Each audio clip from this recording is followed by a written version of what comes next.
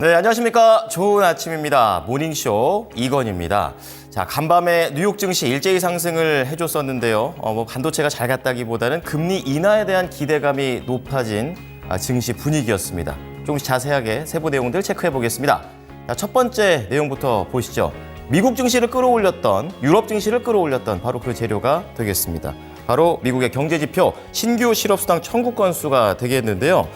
8개월 만에 최고치를 기록을 하면서 시장의 예상치도 넘겼습니다. 그러니까 최근에 발표됐던 미국의 비노 고용 보고서에서 확인이 됐던 고용시장 둔화 추세를 다시 한번 재입증하게 되는 그쪽으로 해석이 됐습니다.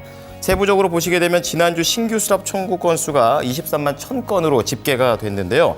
한 주 전보다 2만 2천 건 늘었다라고 좀 밝혔고요. 지난해 8월 이후 최대치입니다. 로이터 통신이 사전 집계한 전문가 전망치가 21만 5천 건이 됐었는데 이것도 웃돌았습니다. 로이터 통신 쪽에서는 이번 실업수당 청구 건수가 늘어난 배경과 관련해서 이제 부분적으로 계절적 영향이 있다라고 얘기를 했는데요. 시장에서는 안 좋았던 뉴스를 좋게 해석을 하면서 올라간 겁니다. 거기에 더해서 최소 2주 이상 실업수당을 계속해서 신청하고 있는 연속 실업수당 청구 건수는 4월 21일부터 27일 동안 주간으로 178만 5천 건으로 직전 주보다 17,000건 더 늘어났습니다. 자, 물가 상승 압력을 초래할 만한 과열 상태가 그동안 쭉 이어져 온 것이 미국의 고용시장이 되겠는데 이제 어느 정도 냉각기류, 진정이 되고 있는 그런 내용들이 나오게 되면서 미국 연준이 조기 긴축 종료에 대한 기대감이 많이 줄어들었지만 이제 이 지표를 통해서 다시 한번 기대해 볼 만해졌다라는 쪽으로 시장의 분위기는 해석이 됐습니다. 연내 한 차례였었는데 두 차례까지도 가능성이 높아진 상황이 되겠습니다. 자, 미국의 고용 둔화 가능성을 하는 지표가 추가가 되면서 실제로 뉴욕 증시에서 개장 전에 미국의 이 국채 금리 2년물과 10년물 역시 상승하는 모습을 보여주고 있다가 지표 발표 이후에 하락으로 전환이 됐고요.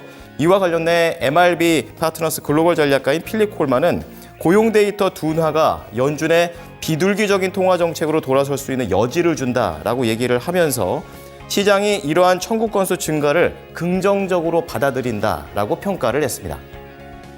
자, 다음 소식 넘어가 보겠습니다. 경제지표 이전에 미국과 유럽의 이런 금리와 관련된 생각이 다르다라는 게 다시 한번 나왔습니다. 어제는 스웨덴이었었는데 간밤에는 영국이 되겠습니다. 자, 영란은행이 9일 기준금리를 6차례 연속으로 5.25%로 동결하면서 다음 달 금리 인하를 시사했습니다. 자, 로이터 통신에 따르면 영란은행은 이날 통화정책 회의를 열고 동결 7대 인하 2로 7대 2로 압도적인 금리 동결을 결정을 했는데요. 이와 관련해 앤드류 베일리 영란은행 총재는 성명을 통해 우리는 금리 인하 전에 물가 상승률이 낮게 유지될 것이라는 증거가 더 필요하다라고 이 데이터에 대한 중요성을 언급을 했습니다. 다만 시장에서 좀 더 주목하고 있다라는 부분은 바로 이 금리 인하 쪽인데 구체적인 내용이 나온 건 아니지만 그래도 여름에 금리 인하 가능성을 확인할 수 있었다라는 것이 외신들의 주요 평가가 되겠습니다.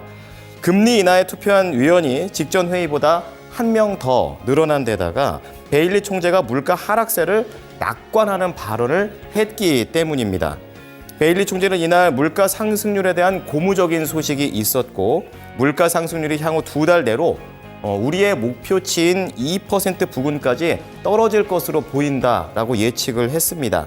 그리고 금리 인하에 투표했던 위원이 앞서 7명이라고 얘기 좀 했었었는데요. 이제 관련해서 통화정책 결정이 경제에 영향을 미치는데 시차가 좀 있고 인플레이션이 예상보다 더 떨어질 수 있기 때문에 지금은 금리 인하 정책이 필요하다라고 언급했습니다. 자, 계속해서 미국과 유럽의 분위기는 이렇게 다른 상태가 되겠습니다. 자, 마지막으로 개별적인 소식 하나 더 전달해 드리겠습니다. 미국 증시에서는 AI 관련된 종목들의 차익 실현이 나오게 되면서 부진한 모습을 보였지만 애플에서는 AI와 관련해서 조금 더 구체적인 내용들이 나와줬습니다. 자, 올해 자체 칩을 채택한 데이터 센터를 통해 구동하는 인공지능 기능을 내놓을 거라고 현지 시간으로 9일 블룸버그 통신이 전했는데요. 통신은 애플이 자사 개인용 PC, 이게 맥을 설계하게 된 것과 비슷한 최신 칩을 클라우드 컴퓨팅에 이용할 것이다라고 전했습니다. 이 같은 서버가 앞으로 애플 기기에서 선보일 최신 AI 기능을 처리하도록 설계됐다라고도 설명을 했고요. 관계자들은 아이폰과 아이패드, 맥에서 단순한 AI와 관련된 기능이 직접적으로 처리될 가능성이 높다라고도 강조했습니다. 애플은 다음 달 10일 예정되어 있는 세계 개발자 컨퍼런스 WWDC에서 이와 관련된 AI 전략을 구체적으로 내놓을 것이다라는 것까지 좀 전망이 되고 있는 상황입니다. 원래 애플은 자체 칩을 좀 생산을 하면서 AI와 관련된 클라우드 처리는 3년 전부터 준비를 했었는데요. 이번에 애플이 오픈 AI의 챗 GPT 그리고 구글의 제미나이 이렇게 계속 얘기가 나오게 되면서 애플 역시 기존의 계획보다 조금 더 앞당겨서 AI와 관련된 전략을 내놓는다는 것이 시장의 분석이 되겠습니다. 자, 이어서 유럽 증시와 관련된 내용 체크를 해보겠습니다. 김전익 캐스터, 처음에는 혼조 출발했지만 결국에는 유럽 증시가 상승하면서 거래를 마쳤습니다. 장중 내내 어떤 소식이 있었습니까? 네, 맞습니다.